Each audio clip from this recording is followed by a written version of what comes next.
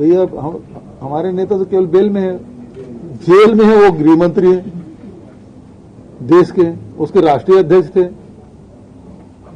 तो सवाल इस बात का आप किसी भी फंसाएं, बदनाम करने के लिए आप कुछ भी कर दें।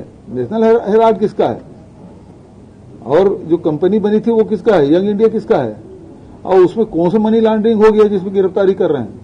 मैं तो यही कह रहा हूं, मनी लॉन्ड्रिंग का सबसे बढ़िया उदाहरण तो यहां है छत्तीसगढ़ में, और पूरे देश में आपको देखने को मिलेगा। जो ये लोग चिट फंड कंपनी बनाए और अकेले छत्तीसगढ़ से हजारों करोड़ रुपए लेके चले गए, और कहीं न कहीं वो पैसा लगाया गया है। तो मनी लॉन्ड्रिंग के इससे बड़े उदाहरण क्या है।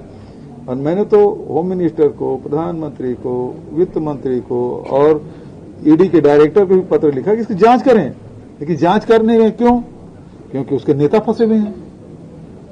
अभी जिस प्रकार से जो महादेव के बारे में तो रजिस्टर तो कर ले केस, कार्रवाई क्यों नहीं कर रहे हैं।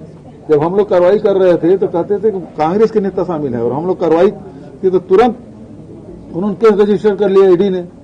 अब कोई कार्रवाई नहीं कर रहे हैं, क्यों।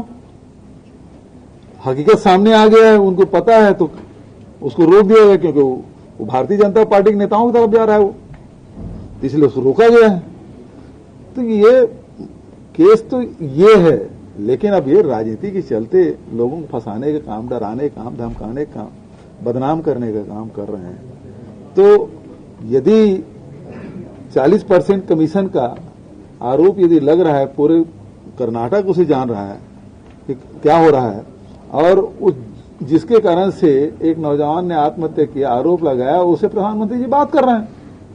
इससे बड़े उदाहरण और क्या हो सकता है। तो भ्रष्टाचार कोई मुद्दा नहीं है, ये बात तो सत्यपाल मलिक जी जो राज्यपाल थे उन्होंने कहा।